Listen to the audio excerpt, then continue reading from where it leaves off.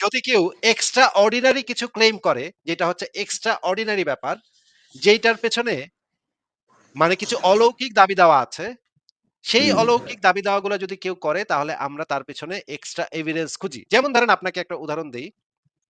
আপনি তো শুনছেন যে মোহাম্মদ হেরা গুহায় গেছিল নাকি? হ্যাঁ শুনছি।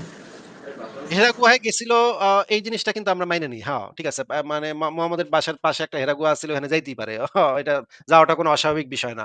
আমাদের কাছে এটা কোনো অসম্ভব বিষয় না। আমরা কখনো বলি না, "না ভাই, না ভাই, না ভাই, হেরা পর্বতে যাইতেই পারে না। হেরা গুহায় যাইতেই পারে না, নবী যাইতেই এটা আমরা কখনো বলি না। আমরা বলি, "হ্যাঁ, হেরা পর্বত পাশে আছিল, যাইতেই পারে। অসুবিধা কি? বাসার আশেপাশে কোনো গুহা-টুহা থাকলে এক বেড়া যাইতেই পারে। বউ হয়ে গেছে বুড়ি। এখন বেড়ায় বউয়ের সাথে নিশ্চয়ই আর মানে ইয়া-টিয়া কইরা মজা লাগে না। এইজন্য বউ হইতেছে 65 বছরের বুড়ি হয়ে গেছে। 65 বছরের বুড়ির সাথে তো ভাই ভালো না লাগারই কথা। মানে না 55 বা 60 বছরের বুড়ি হয়ে গেছে মহিলা। মানে এরকমের মহিলার সাথে ভালো না লাগারই কথা। এখন তার মন খালি উসখুস, উসখুস করে। বেড়ায় গেছে হাইরা পর্বতের গুহায় গিয়া বইয়া থাকে। পরিবারে নিশ্চয়ই বউ নিশ্চয়ই কেঁচা দেয় অথবা ক্যাসক্যাস করে। এইজন্য বইয়া আছে। আমার বউ মাঝে, মাঝে ক্যাসক্যাস করে, তখন আমি অন্য জায়গায় গিয়ে বইয়া থাকি। হ্যাঁ? এটা খুবই স্বাভাবিক ব্যাপার। হেরা পর্বতের গুহায় গিয়া মোহাম্মদ গিয়া বইয়া রইছে, এটা খুবই স্বাভাবিক ব্যাপার। কিন্তু যখন আপনারা দাবি করেন যে হেরা পর্বতের গুহায় এক বেড়া আইছিল, এই যে দেখেন হাদিসে বলা আছে, মোহাম্মদ হেরা পর্বতের গুহায় ছিল তখন একটা জিব্রাইল ফেরেশতা আইসা মোহাম্মদের টিপাটিপি করছে নাকি ভাই? এরকমের তিনি শিশু মেলে ঘুরে মতো দুই তিনি সেখানে কয়েক রাত ইবাদতে কাটাতেন এবং খাদ্যদ্রব্য নিয়ে নিয়ে যেতেন এবং ফিরে এসে তিনি এরূপ খাদ্যদ্রব্য তৈরি ফেরেশতা এখানে তাকে দেখেন, বলো করুন বলেন। হুম, এখানে যেটা যে বলা হচ্ছে যে মোহাম্মদ মানে আয়েশারে বলছিল, আয়েশাই সেটা আবার বর্ণনা করছে। মোহাম্মদ বলতেছে যে এ সময় তিনি হেরা গুহায় ছিলেন। সেখানে ফেরেশতা এসে তাকে হুম, বলল, "আপনি পড়ুন।" রাসূলুল্লাহ বললেন, হুম, "আমি তো পাঠক নই।" তখন তিনি আমাকে শক্ত করে চেপে ধরলেন। এমনকি এতে আমার খুব কষ্ট হলো। তারপর তিনি আমাকে ছেড়ে দিলেন এবং বললেন, "আপনি পড়ুন।" আমি বললাম, "আমি পাঠক নই।" তিনি ২য় বার আমাকে শক্ত করে চেপে ধরলেন।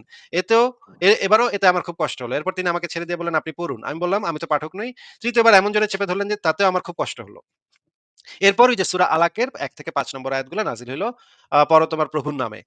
যিনি হুম, সৃষ্টি করেছেন তোমাকে ব্লা, ব্লা, ব্লা, ব্লা। এটা তো আপনি জানেন নাকি ভাই? হুম, হুম, হুম, আচ্ছা, এবার আমরা দেখলাম যে এই হেরা পর্বতের গুহার ভিতরে যখন ছিল তখন সেই গুহার ভিতরে ফেরেশতা ছিল। আচ্ছা, আমরা একটু এই হুম, গুহাটা একটু যদি আমরা একটু মানে পর্যবেক্ষণ করি, দেখেন গুহাটার আকার আকৃতি হুম, যদি আমরা দেখি, গুহাটার আকার আকৃতি দৈর্ঘ্যটা হচ্ছে ৩.৭ মিটার মানে ১২ ফুট দৈর্ঘ্য। প্রস্থ হইতেছে ১.৬ মিটার। মানে একজন মানুষ সোজা হয়ে দাঁড়াইতে পারে না। হুম? হুম, আমার উচ্চতা এর থেকে বেশি। এই যে ১.৬ মিটার আছে না? আমার উচ্চতা ১.৭ এর উপরে। ঠিক আছে? মানে হুম, আমি সোজা হয়ে গিয়ে দাঁড়াইতে পারব না। ৫ ফুট ৩ ইঞ্চি। বা ৫ হুম, ফুট থেকে ৫ ফুট ৩ ইঞ্চি। এইটুক হইতেছে ওই গুহাটার উচ্চতা। আমি আপনাকে সেই গুহাটা দেখাইতেছিও। দেখেন এই গুহাটা হইতেছে, হেরা পর্বতের গুহাটা হইতেছে এইটা। হুম। এইটা হইতেছে অরিজিনাল ছবি, হেরা পর্বতের গুহার অরিজিনাল ছবি। আর এইটা হইতেছে ওই একই মাপের এআই দিয়ে বানানো একটা ছবি। এইটা ছিল হেরা পর্বতের গুহা ভাই। হ্যাঁ? হুম, হুম, এই গুহার ভিতরে তো খাড়ানের জায়গা নাই ভাই। একজন মানুষের খাড়ায় থাকানোর জায়গা নাই। বয়া থাকতে হুম, হইব। এই গুহার হুম। ভিতরে নাকি বিরাট একটা ফেরেশতা আইসা নবী এবং ফেরেশতা নাকি টিপাটিপি করছে, কোলাকুলি করছে, কি, কি করছে। এইটা হুম। ভাই কিভাবে আচ্ছা সম্ভব আপনি ফেরেশতা আমাদেরকে তো বলেন আমরা তো? যেভাবে ভাবতেছি ওইরকম না। ফেরেশতারা যেকোনো আকার ধারণ করতে পারে মনে করেন। ঠিক আছে? আচ্ছা ধরলাম, তো মানুষের আকারই ধারণ করছে। ধরলাম মানুষের আকারই ধারণ করছে। কিন্তু এখানে তো ভাই একজন মানুষের জায়গা হয় না। ২ জন মানুষ ঢুইকা টিপাটিপি করছে, উম চিপাচিপি করছে কেমনে ভাই? আ কেমনে টিপে করে আর বসেছিল ওরা হয়তো।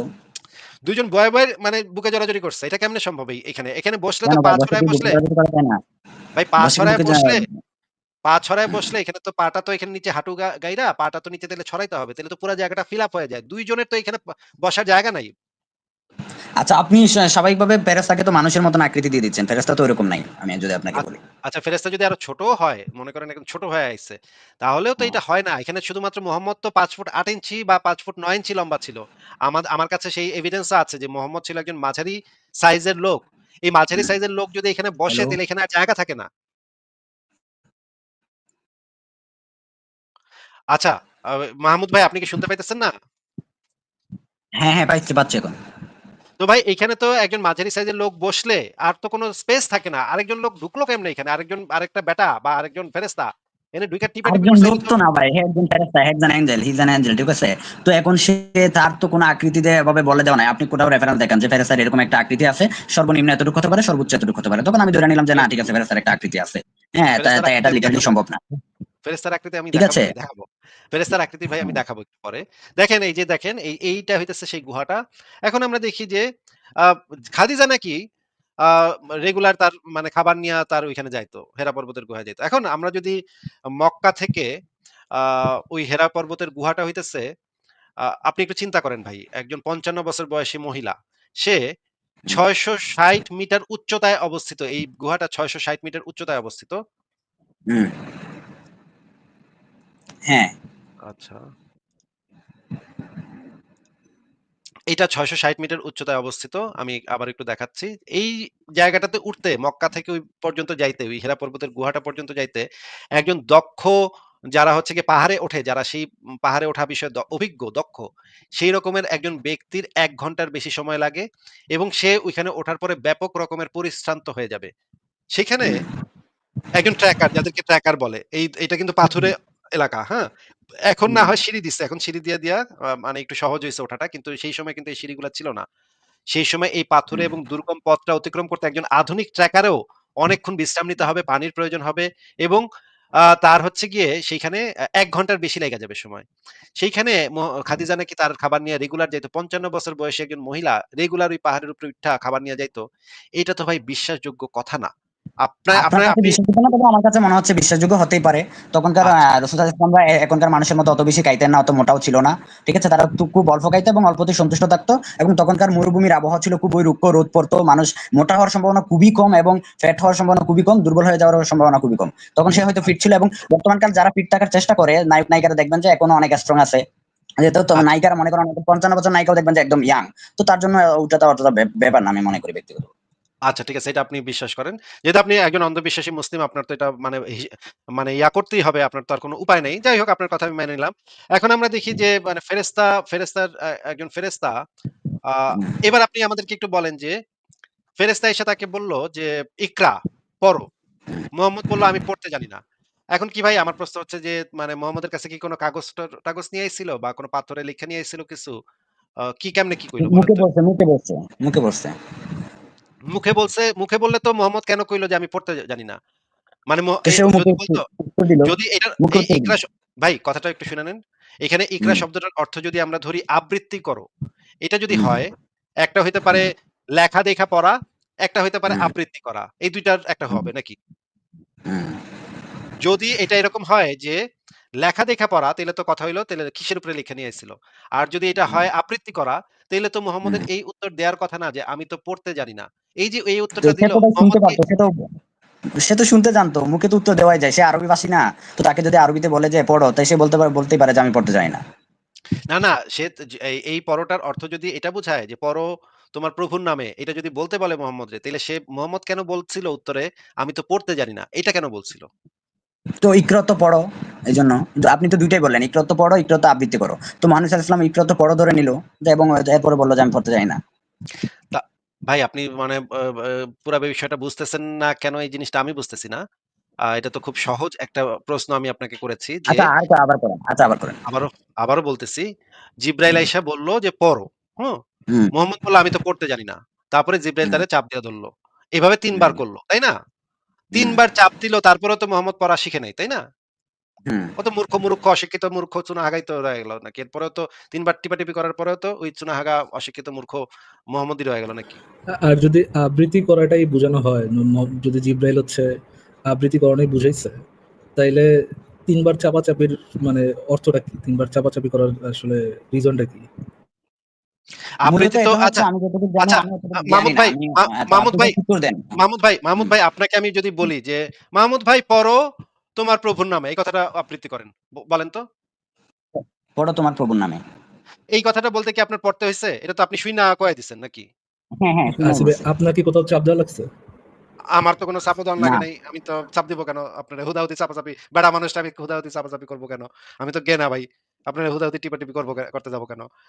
কথা হইতেছে আল্লাহ যে ১ হ্যাঁ, নাম্বার আপনি কথা আচ্ছা, হইতেছে আচ্ছা, আমার আপনার পয়েন্ট আমি ধরতে পারছি, হইছে আর বলতে আ হবে না। যে কিছু না দেখাই বলল যে পড়ো তোমার প্রভুর নামে, তখন এরকমই যদি হয় তাহলে মহানবী সাল্লাল্লাহু আলাইহি ওয়াসাল্লাম কেন বলল যে তাহলে আমি তো পড়তে জানি না। ঠিক আছে? যেহেতু কিছু দেখানো হয় নাই। ঠিক আছে? তো মহানবী হ্যাঁ, সাল্লাল্লাহু আলাইহি ওয়াসাল্লাম ১ম এই হয়তো বুঝতে পারছিল যে আমি তো অতটা জ্ঞানী না, আমি উত্তর আমার মতো করে দিই। মহানবী সাল্লাল্লাহু আলাইহি ওয়াসাল্লাম ১ম এ হয়তো বুঝতে পারছিল যে তার উপর ওহী নাযিল হচ্ছিল, যেহেতু নবুয়ত ছিল, এরপরে কিছু পড়তে হবে বা জানতে হবে। এজন্য সে ১ম এই বলে দিয়েছিল যে আমি আসলে পড়তে জানি না। আপনি বলতেছেন উইথআউট ও এনি আগেই কনটেক্সট বুইঝা যে লাইছিল। তাকে না, না, দেখে না, পড়ে, না, না, না, এটা তো হইতে পারে না ভাই। মোহাম্মদ তো আগে থেকে মোহাম্মদ এখানে কিছু বুঝেই নাই। এরপরে যখন এরে নিয়া তাহলে গেল ওই একজন মানুষ ওয়ারাকা কেন বিন বলবে? ভাই আমার কথাটা একটু শুনে নেন। মুহাম্মদ তখন ডরে থরথরে কাঁপতে খাদিজার কাছে আইসা বলছে, "আমার কি জানি হইছে আমার। আমি কে আপনার কথা জানি শুনতে আইছে।" পাচ্ছি না এখন। ফারাজ ভাই আমার কথা কি শোনা যাচ্ছে? ক্লিয়ার আসিফ ভাই। আমি যেটা বলছি যে মোহাম্মদ কিন্তু এই ঘটনার পরে খাদিজার কাছে আইসা বলছিল যে, "আমারে চাদর দিয়ে ঢাইক্কা দাও। আমার ডর লাগতেছে। আমারে কি জানি আইছিল। আমি খুব ডরাইছি।" তারপরে খাদিজা যখন তাকে নিয়ে ওয়ারাকা বিন নওফেলের কাছে গেল, ওয়ারাকা বিন নওফেল তাকে বলছিল যে, "তোমার কাছে ফেরেশতা আইছিল।" এর আগ পর্যন্ত মোহাম্মদ জি, হ্যাঁ, আসিফ ভাই এখানে যেন যে জিনিসটা আর কি মিসিং চলে যাচ্ছে যে ধরে নেই আমরা হাইপোথেটিক্যাল সিচুয়েশনে ধরে নেই যে দেয়ার ওয়াজ এ মিসকমিউনিকেশন। জিব্রাইল তাকে অ্যাকচুয়ালি পড়ো বলতে কোনো টেক্সট পড়তে বলে নাই, আবৃত্তি করতে বলছে। ধরে নেই। মোহাম্মদ এটা বুঝেনি। মোহাম্মদ না বুঝে বলছে যে আমি তো পড়তে পারি না। ফাইন। এই যে পড়তে পারে না আর বলল যে আবৃত্তি করো। এরপরে জিব্রাইল ৩ বার কেন মোহাম্মদকে ধরে চাপতে গেল? মানে বুকে চাপ দিতে গেল কি জন্য? আ কেউ কি আবৃত্তি করার জন্য বুকে চাপ দেওয়াটা দরকার? মানে কোনো বুকে চাপ দেওয়ার নেসেসিটি আছে এখানে? এবং বুকে চাপ দিয়ে ফায়দাটা হইলো কি ফারাজ ভাই? বুকে চাপ দিয়ে কি এমন হইলো যে সে মানে ওইটা করতে পারলো? আমি তো দেখতেছি না। আর ফারাজ ভাই আমার ২ নম্বর কোয়েশ্চেন হইতেছে, আল্লাহ বেড়াই যে এরকমের সুনাহাগা কেন? যে জিব্রাইলে পাঠাইবি তো পাঠাইবি। এইটারে বইলা পাঠাইবি না জিব্রাইলে যে যার কাছে যাইতেছস, ওইটা সুনাহাগা মোহাম্মদ, ওইটা সুনাহাগা অশিক্ষিত মূর্খ, ও বেডা পড়তে পারে না। এটা কি জিব্রাইলে বইলা পাঠানো আল্লাহর উচিত ছিল না ফারাজ ভাই? বলা তো উচিত ছিল। সে তো ভাই ধরে নিলেন উনি সুনাহাগা, মানে আমি বলি। ধরে নিলেন উনি সুনাহাগা। তাইলে আপনারাই বলেন যে যে মুহাম্মদ সাল্লাল্লাহু আলাইহি ওয়াসাল্লাম এই না, না কোরআন বইটা আপনারা লিখেছেন। বলেন তাইলে যে উনি যদি পড়তে না জানেন তাইলে আপনারা উনি বলেন যে লিখবেন বলে কেমনে? তো আপনি অন্য টপিকে যাচ্ছেন ভাইয়া। আপনারা বলেন যে বলে আপনি অন্য টপিকে যাচ্ছেন। আমাদের কোয়েশ্চেন গুলোর তো অ্যান্সার অন্য দিলেন না। টপিকে যাচ্ছি না, আপনাদের টপিকে আছি। আপনারাই আপনি আপনাদের সাথে আমাদের না, সাংঘর্ষিক। না আমি বক্তব্যটা আপনাদের কোয়েশ্চেন শুনি। অ্যান্সার দিচ্ছেন, কোয়েশ্চেন অ্যান্সার দিচ্ছেন না। যদি একটা মিসকমিউনিকেশন হয়ে হুম। থাকে দুজনের মধ্যে, একজন আবৃত্তি করা বুঝাইছে জিব্রাইল, মোহাম্মদ বুঝছে পড়তে বলছে। ফাইন। তাহলে জিব্রাইল তাকে যায় ৩ বার চাপতে কেন গেল? এবং এই চাপ দিয়ে লাভটা কি হলো? এটা আল্লাহ তাআলা জানে বা জিব্রাইল জানে। হয়তো তাকে এসে তো তোমা আপনার আপনি কি আব্দুল্লাহ জানেন ভাই? আমি তো আল্লাহর সাথে কথা বলতেছি না, জিব্রাইলের সাথে কথা বলতেছি না। এখানে কি আল্লাহ ভাই আমি তো জিব্রাইল আপনার সাথে উপস্থিত? তর্ক করতে আসি নাই। আমি আপনার প্রশ্নের উত্তর কেন দিব? আমি জাস্ট প্রশ্নের উত্তর পেতে চাইছি। আপনি যে উত্তর দিচ্ছেন হ্যাঁ, হ্যাঁ বলে দিচ্ছি। এখন আপনি কেন আমারে প্রশ্ন করতেছেন? যদি আমি তো এই আপনি বিষয়ে তাহাজ্জুদ করি নাই বা জানার কোনো চেষ্টা করি। প্রশ্নের উত্তর না জানেন, স্ট্রেইট আপ বলবেন যে হুম, ভাই আমি প্রশ্নের উত্তরটা জানি না। আল্লাহই ভালো জানে হুম। না কোন আব্দুল্লাহ ভালো জানে সেটা তো আমরা জিজ্ঞেস করিনি আপনাকে। হুম? এই মানে আচ্ছা ঠিক আছে। ঘুরে তা ফিরে আমি এই উত্তর না প্রশ্নের দিয়ে উত্তরটা সরাসরি বলবেন যে ভাই এখানে চাপ দেওয়ার কি স্বার্থটা ছিল সেই স্বার্থটা আমরা জানি না। কি উপকারিতা ছিল জানি না, আমি জানি না ভাই। এটাতে কি লাভ আচ্ছা হচ্ছে ঠিক না আছে। হচ্ছে সেটা আমি জানি না। জানি না। কোন আব্দুল্লাহ জানে, কোন আব্দুল্লাহ জানে না। আপনার এই সম্পর্কে কিসের আব্দুল্লাহর বিশ্বাস সেটা তো আমরা জানতে চাইনি আসলে। আচ্ছা ঠিক আছে। জানি না আচ্ছা। আমি এটা। ঠিক আছে। ফারাজ ভাই এরপরে ব্যাপার হইলো যে এই যে আ চাপাচাপির ফলাফল তো কিছু হইল না। মোহাম্মদ তো এর শিক্ষা গেল না। অক্ষর জ্ঞান তো হইল না। এই চাপাচাপি করে আসলে লাভটা কি হইল আমার তো মাথায় ঢুকলো না। আচ্ছা বুকে চাপ দিয়া যে এই যে এটা কি ভয় দেখাইলো নাকি মানে কোন শিক্ষা দান করলো নাকি জ্ঞান দান করলো না কিছুই তো হইল না মোহাম্মদের। এবং মোহাম্মদ বলতেছে যে তিনি আমাকে এমনভাবে চেপে ধরলেন যে আমার প্রাণ বের হয়ে যেতে চাইল। মানে এত জোরে চাপ দিছে জিব্রাইল বেড়ায় যে ওর মানে জান বাইরে যাওয়ার অবস্থা। মোহাম্মদের একেবারে জান বাইরে যাওয়ার অবস্থা। এইটা তো একজন রহমতের ফেরেশতা আইসা মোহাম্মদরে এমন জোরে চাপ দিবে যে জান বাইরা যাবে। এটা তো ভাই স্বাভাবিক না। আচ্ছা ঠিক আছে। তারপরে আমরা ধরে নিলাম এই জিনিসগুলা। এখন আমরা দেখি যে আ আ বিশাল একটা ফেরেশতা আসছিল। আপনি নিশ্চয়ই জানেন যে জিবরাইলের ৬০০ টা ডানা এবং দিগন্ত জুড়ে বিস্তৃত হওয়ার বিবরণ পাওয়া যায়। আমি সেই হাদিসটা আপনাকে একটু পরে বের করে দেখাবো যে জিবরাইল ফেরেশতার ৬০০ টা ডানা আছে। মাহমুদ ভাই শুইনেন একটু ভালো করে। আমি একটু পরে সেই হাদিসটা বের করে আপনাকে দেখাবো। জিবরাইল ফেরেশতার হ্যাঁ, ৬০০ হ্যাঁ, টা হ্যাঁ। ডানা আছে এবং সেই ডানাগুলা যখন সে মেলে তখন পুরা আকাশ ঢাইকা যায়। এত বড় জিবরাইল ফেরেশতার ডানা, হ্যাঁ? এবং জিবরাইল ফেরেশতাও বিশাল আকার একজন ফেরেশতা। সে মানে অনেক বড় সাইজের একজন ফেরেশতা। এই এত বড় ফেরেশতা এত ছোট গুহার ভিতরে কেমনে শান্দাইলো? এটা তো ভাই আমি বুঝতেছি না। আপনি বুঝলে আমাকে বইলেন। এটা তো ঢুকার কথা না। মানে আমি কি ব্যাখ্যা দিব আসিফ ভাই? হ্যাঁ, দেন। আ আপনি কি পিম পার্টিকেলের নাম শুনেছেন? পিম পার্টিকেল না হয় ফেরেশতা জিবরাইল হইলো। মোহাম্মদ কেমনে হইবো এটা? ফেরেশতা যদি পিম পার্টিকেল ব্যবহার করতে পারে, ফেরেশতা কেন মোহাম্মদকেও পিম পার্টিকেল ব্যবহার করতে পারবে না আসলে? ওকে, ঠিক আছে মেনে নিলাম। ২ নম্বর কথা হচ্ছে যে আপনি এই যে আচ্ছা আপনি ভাই বলতে হ্যাঁ, আমি পারেন যে আপনার প্রশ্নের অনেক উত্তর পাইছি। আমার প্রশ্নের উত্তর ইসের পাইছি। ক্ষেত্রে এখন হচ্ছে আমি আপনার আরেকটা প্রশ্ন করি। ধরেন আপনি বলতে পারেন যে ইসলামিক পয়েন্ট অফ ভিউ থেকে মানে মার্বেল ইউনিভার্সে যদি থাকে পিম পার্টিকেল তাহলে হয়তোবা আল্লাহ মোহাম্মদ বা আল্লাহর নবী আল্লাহ এবং ফেরেশতারা ইউজ করতো পিম্প পার্টিকেল। বলতে পারেন বাট আছে তো একটা না একটা এক্সপ্লেনেশন তো আছে। আচ্ছা, ঠিক আছে আমরা সেটা ধরে নিলাম। বা একটা পিম পার্টিকেল দিয়ে জিবরাইল ছোট হয়েছিল, মোহাম্মদও ছোট হয়েছিল। তারপর পিম্প তারা একটা পিআইএমপি ভাই পিম্প আচ্ছা, পিআইএমপি। ঠিক আছে। তারপরে এই যে টিপাটিপি করলো তারা ওই যে 1.5 মিটার উচ্চতার সেই গুহার ভিতরে তারা ২ জনে টিপাটিপি করতেছিল।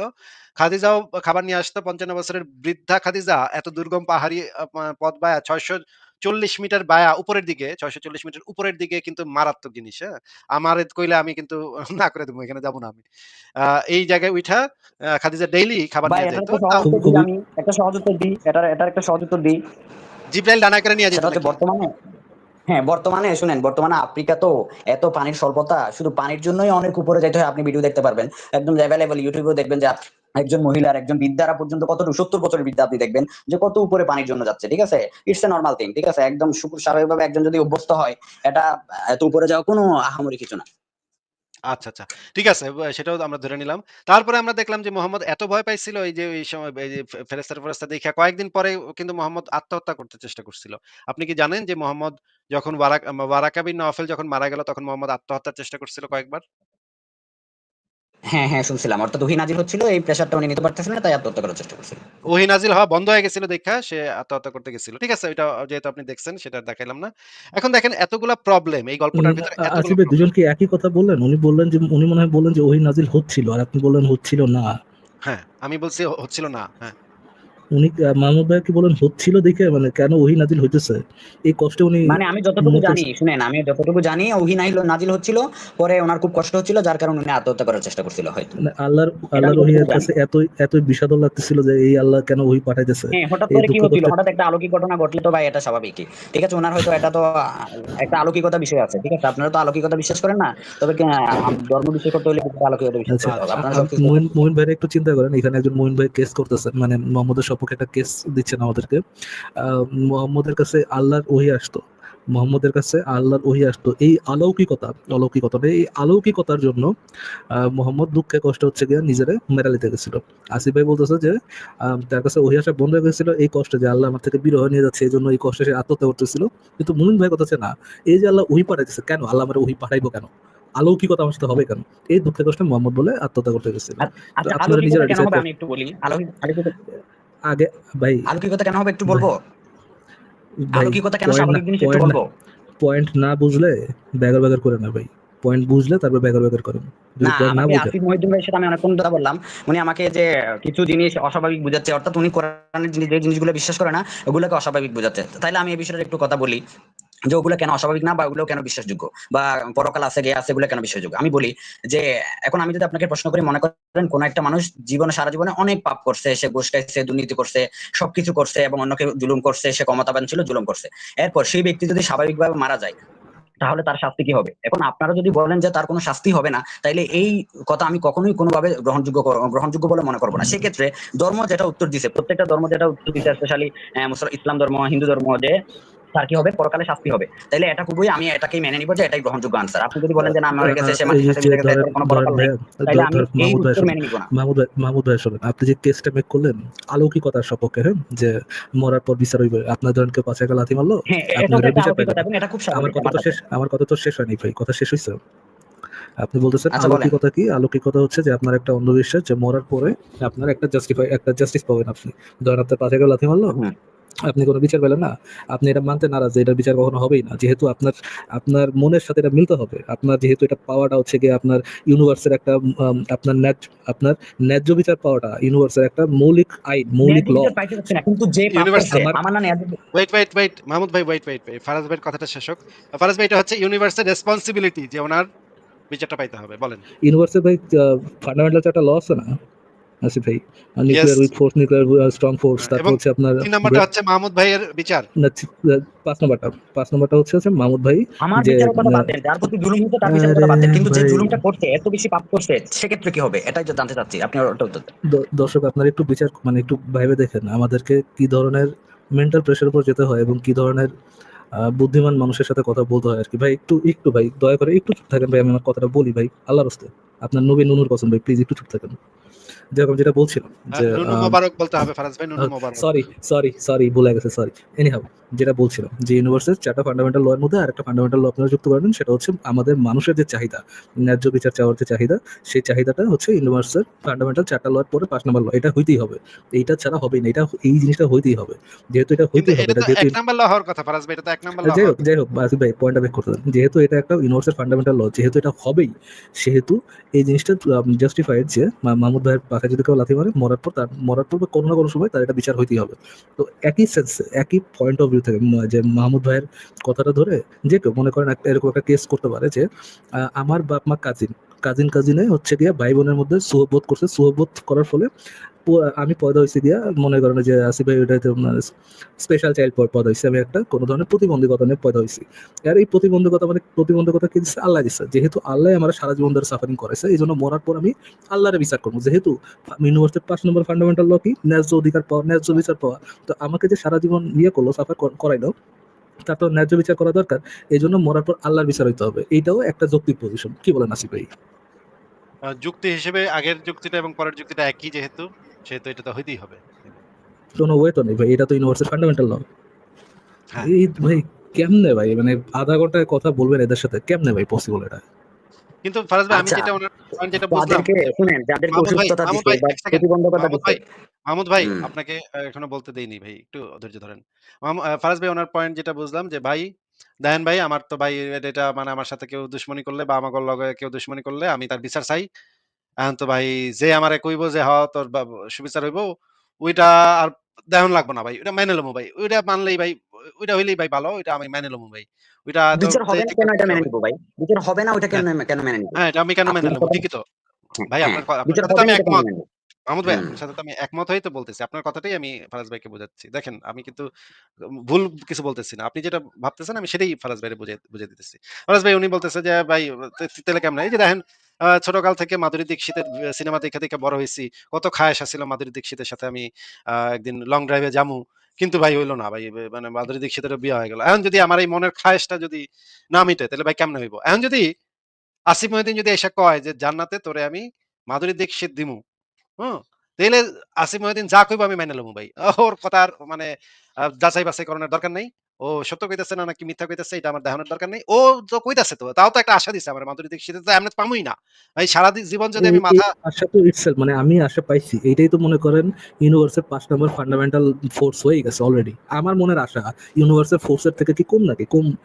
কম করে কথা নাকি? তো এটা তো হয়ে যাবে। আর এটা তো মানে কি সত্য জানি ভাই, ওটাকে বলে অ্যাবসলিউট ট্রুথের বাংলা যেন কি চরম সত্য, ধ্রুব সত্য, ধ্রুব সত্য, হ্যাঁ, এটা ধ্রুব সত্য। যেহেতু আমার মনে খায় এসেছে, মাধুরী দীক্ষিত তো পাওয়াই লাগবে আমার। হয়তো লাগবে। এখন যদি কেউ যদি এসে আমারে কয় যে মাধুরী দীক্ষিতের তো বিয়ে হয়ে গেছে, এর তো বাচ্চা-কাচ্চা হয়ে গেছে, এর সাথে তো তোমার বিয়ে হওয়ার কোনো সম্ভাবনা দেখতেছি না ভাই। এই কথা যদি বলে তাইলে তো আমি তার কথা মানুমই না। তার কথা সত্য হইলেও মানুম না ভাই। কারণ কি? কারণ হলো এখন ম কিন্তু এ কিন্তু কথা হচ্ছে, ধরেন আপনি মরার পর ভাই এই যে মনিকা বেলুচিরে চান, আমিও মরার পর হ্যাঁ, মনিকা বেলুচিরে চাই। হ্যাঁ, এখন এই যে। দুইটা যে ফোর্স তৈরি হয়ে গেল, হ্যাঁ, দুইটা যে কম্পিটিটিভ ফোর্স তৈরি হয়ে গেল, এটা কি হবে বলেন ভাই? আল্লাহ জেনুইন আমিও তো মনিকা মানুম না, বেলুচিকে আমাকে আমিও দিবে। মানুম না, আপনি মানুম না, না। না, না, আল্লাহ জেনুইন মনিকা বেলুচিকে আমাকে দিবে। তারপরে তার একটা ক্লোন বানায় হয়তো আপনারে দিলেও দিতে পারে। কিন্তু আপনি তো ভাই পাওয়ার যোগ্য না। আমি পাওয়ার যোগ্য। আমি অনেক আগে থেকে ফলো করি। যেহেতু আপনার আমার খায়েশটা বেশি। চাহিদার ফোর্স, আপনার মনের খায়েশটা চাহিদার বেশি। ফোর্সটা এত বেশি আছে। খায়েশটা বেশি। আমারটা তো কনফার্ম আমি আচ্ছা ভাই, পাবো। তাইলে এখন আর অ্যাকচুয়াল যেহেতু উত্তরটা কি বলেন? যে তার যেহেতু বিচার হবেই না বা না হওয়াটাই স্বাভাবিক? না, আমরা বলতেছি যে আপনার যে মনের যে বিচার হওয়ার যে খায়েশটা, এই খায়েশটা এটা পূরণ আমার খায়েশ করতে নয়, যে এটা তো ভাই প্রকৃতিরই দাবি, যে প্রকৃতি একজন যেহেতু অন্যায় করছে ওই মানুষটার তো বিচার হওয়াই উচিত। মনে করেন আমি কোনো অভিযোগই করলাম না যে আমাকে একজন জুলুম করলো, আমার কোনো, এ কিন্তু যে ব্যক্তি এটা জুলুমটা করছে সে তো অপরাধ করছে নাকি অপরাধ করে নাই? এটা সে অপরাধ করছে, অপরাধ কিন্তু তার করছে। শাস্তি না হওয়ার আগে সে স্বাভাবিকভাবে মৃত্যুবরণ করলো। এখন প্রকৃতির দাবি দাওয়া অনুযায়ী আরে কি ভাই, সে কি, তার কি ভাই বিচার এই যে হওয়া উচিত না যদি আমি মনে করেন আমি ভাই, অভিযোগ করলাম? ওনার এটা একটু প্রকৃতির জিজ্ঞেস দাবি করতে দেওয়া। ভাই, কোন মাদ্রাসাতে পড়ছেন উনি ভাই? ভাই প্লিজ একটু জিজ্ঞেস মাদ্রাসায় করেন না ভাই, ভাই, আমি জেনুইন। ইংরেজি বিভাগের ছাত্র, আমি ইংরেজি বিভাগের ছাত্র, আমি সাধারণ ছাত্র, ভাই ঠিক আছে? সার্টিফিকেটে ভাই হাইগা সার্টিফিকেট দিয়ে সুসু করেন ভাই। বাপের টাকা নোংরা পয়সা কথা না বললে নষ্টটা করছেন, স্বাভাবিকভাবে উত্তর দেন ভাই। আপনাদের বুঝছেন না? ভাই সুসু বুদ্ধিশুদ্ধি। করেন ভাই, সার্টিফিকেট দিয়ে সুসু করেন। আপনাদের ভাষা আসলে খুব ভাই, সুন্দর। না, মাহমুদ ভাই, এই বুদ্ধিশুদ্ধি নিয়ে আপনি বাস্তব জীবনে চলেন কেমনে? এটা না একটা অদ্ভুত ব্যাপার যে আপনি বাজারে গিয়ে না ভাই, কেনাকাটা করেন মানুষের কেমনে? মানুষের নীতিবোধ তো আলাদা, মানুষের বিচার বিবেচনা সব আলাদা। আপনার বিচারের হ্যাঁ, মতো তো আমার অবশ্যই বিচার হবে আলাদা। না, খুব স্বাভাবিক। আপনার অবশ্যই কাছে আলাদা। মাধুরী কিন্তু দীক্ষিত পছন্দ, আমি তো মাধুরী দীক্ষিত পছন্দ করি না মনে করেন, বা ওকে দেখতে আ আমার ভালোই লাগে না, আপনি তাইলে তো তাইলে কি আপনি মাধুরী দীক্ষিত কি সুন্দর বা আমারই কি মাধুরী দীক্ষিত পছন্দ করতে হবে? এরকম আপনি তো কোনো আপনি কথা না। খালি না না, উঁচা আপ উঁচা স্তনওয়ালা হুর, এইটা আমার পছন্দ। উঁচা উঁচা কাবার মতো ভাই। মানে ভাই আপনাদের কি মানে কি বার বলবো? কি যেটা ঝুলে আগে এখন পড়বে না, আপনি সরি আমাকে যে অ্যাড করে উত্তরটা দিলাম, দিতে যেটা ঝুলে পড়বে না। ভাই শুনেন ভাই আমার কথা মাধুরী শুনেন, দীক্ষিত আপনার যে একটা প্রশ্ন করতে একসময় আমি তো একটা ভাই, মিনিট বলতে। মাধুরী দীক্ষিত একসময় হচ্ছে যে ঝুলে পড়তে পারে, বাট আল্লাহ তো করছে, আল্লাহ তো বলছে এটা ঝুলে পড়বে না, কাবার মতো উঁচু উঁচু। ওইটা আরো বেশি পছন্দের বিষয় হতে পারে না? একটা বইয়ের অধিকাংশ কিছুই অলৌকিক। শুনেন, আপনি ওই বইয়ের কয়েকটা আয়াত নিয়ে কন্ট্রোভার্সিয়াল করতেছেন, বলতেছেন এগুলাই শুধু বিশ্বাসযোগ্য, পুরো বইটা বিশ্বাসযোগ্য না।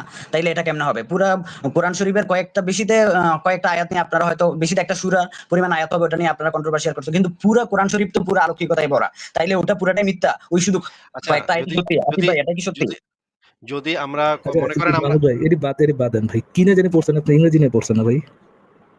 না, আমার তো উত্তরগুলো পারতে হবে। আমি আসিফ ভাইকে খুবই পছন্দ ভাই করি, উনি এতক্ষণ উত্তর মাহমুদ দিচ্ছে, ওনার মাহমুদ কথাকে আমি ভাই খুবই পছন্দ এটি করছি এটি যে বাদেন, এভাবে আসিফ উত্তর ভাই দেওয়া উচিত। আপনার ঠিক আছে? পারবে না ভাই, আসিফ ভাই আপনি হতে পারবেন না। ইংরেজি নিয়ে পড়ছেন না ভাই আপনি?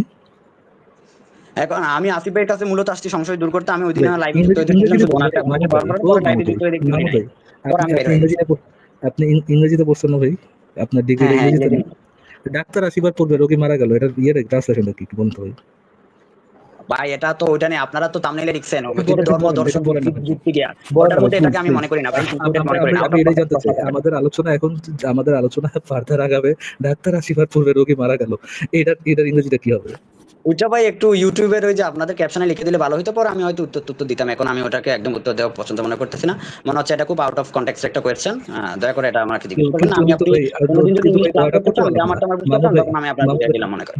দয়াটা করতে পারলাম না। হ্যাঁ, দয়াটা করতে না পেরেই আমি বলতেছি ভাই, যেহেতু আমি বলেছি, যেহেতু আমি এখানকার একজন মডারেটর আর কি, মানে ওখানকার এই রাইটটা আসলে আমার আছে, তো আমরা আলোচনাটা সামনে আগাবো এই ট্রান্সলেশনটা পাবো। আচ্ছা, ডাক্তার আসিবার পূর্বে এটা বাদ দেন, আপনি এটা গুগল সার্চ করে বাই করে দিতে পারেন, আমি সেম জিনিসটাই করি। আম, মাহমুদ ভাই ঘর থেকে বাইরের আগে মোবাইল চার্জ দিয়ে বের হলেন, এইটার ইংরেজিটা কি? আরে ভাই, ওটার জন্য যদি আপনি আমাকে বলেন, আপনার ফেসবুক আইডি যদি দেন, আমি আপনাকে সুন্দর করে ফ্রেন্ড রিকোয়েস্ট পাঠাবো। যদি জিজ্ঞেস করতেছেন আমাকে কিছু টাকা পেমেন্ট দেন, এখন আমি তো এখন মার ভাই মার খাই না। হ্যাঁ, ইংরেজিতে তখন আমি পড়ছেন আপনাকে ভাই, ওটা শিখাবো যে নইলে ইংরেজিতে গুগল পড়ছেন সার্চ ভাই। করে নিয়ে যান। একটা পরামর্শ দিলাম, না গুগল সার্চ করে নিয়ে নেন যে মাহমুদ। এইটা নিয়ে আলোচনা হবে ভাই, এটা ছাড়া না পরের ভাই, পরের আমি বসে এটাকে নিয়ে আলোচনা একদমই হবে। কনটেক্সট মনে করতেছি না ভাই, দুঃখিত। আমি এটাকে যদি না কনটেক্সট করেন মনেই করতেছি না এই যদি ভিডিও। না করেন আমি তাহলে ওইটার ভাই, উত্তর দেওয়ার জন্য এখানে আসি নাই ভাই। ওইটার উত্তর দেওয়ার জন্য আসি নাই এখানে। আমি ওটা কেন বলবো? বলবোই না আমি ওটা। তারপর আপনি বলো। কি আমার কথাটা বুঝেছেন ভাইয়া? আপনি যখন এই উত্তরটা দিবেন তখনই আলোচনাটা সামনে আগাবে আর কি, ঠিক বুঝেছেন? আছে, মনে করেন আপনি আমি যখন এটার উত্তর দিবই না। আপনি সামনে না আগান, আমাকে তাইলে বের ভাই করে দেন। আপনার তাইলে তো আমার প্রশ্ন তাইলে ভাই আর কোয়েশ্চেন না দিয়ে বের তাইলে করে ভাই সামনে দিচ্ছেন। আগাবে না, তাইলে ভাই ঠিক সামনে আছে, আগাবে না। ঠিক আছে মাহমুদ ভাই, আপনার সাথে অনেকক্ষণ আমরা আলোচনা করলাম, তাইলে অনেকক্ষণ আপনি কথা তো বললাম। আজকে আসিফ তাহলে ভাই, আপনাকে এত পছন্দ করলাম, আপনি তো আমার প্রশ্ন উত্তর দিলেন না ঠিক মতো। দিতে পারলাম না ভাই, আমার দাঁত ভেঙে গেল না এই না, তো। না, আসিফ আপনি ভাই তো লাস্ট একটা শর্ট ভাই, ওইটাই। আসিফ ভাই আমি আপনার অনেক ভালোবাসি ভাই, অনেক মাহমুদ ভাই আকিব ভাই তত এটা মাহমুদ ভাই অনেক। বেরোর আপনি আগে আপনি ফোন চার্জ দিয়ে বের হলেন, মাহমুদ ভাই বেরোর আগে তার ফোনটি চার্জ দিয়ে বের হলেন। এইটার উত্তরটা কি? এটার উত্তরটা মানে এটার ট্রান্সলেশনটা কি? এই ট্রান্সলেশনটা পাওয়ার পরেই আমরা কথাটা সামনে আগাবো আর কি। জি ঠিক ভাই আছে, বল। অনেকক্ষণ হইছে ফারাজ ভাই, অনেকক্ষণ হইছে ওনার সাথে কথা। তো আজকে তাহলে আপনি মাহমুদ তো ভাইকে আমরা আপনাদের মতো বিদায় জানাই। আলোচনা করে গেলেন আপনাদের ভাই আজকে আমরা বিদায় জানালাম আপনাকে। আপনি আরেকদিন আসবেন, আরেকদিন কথা হবে আপনার সাথে। তো এর থেকে বেশি ভালোভাবে বোঝানো আমার পক্ষেও সম্ভব না। এবং তাতেও যদি আপনি কিছু না বুঝেন, আপনার মাথায় যদি কিছু না ঢুকে থাকে, তাহলে তো আসলে আপনার জন্য তখন ইসলামটাই একটা ভালো ধর্ম হিসেবে আমরা মনে করব যে আপনি ইসলাম ধর্মই পালন করেন ভাই। আপনি ওয়াজ-টোয়াজ শুনেন।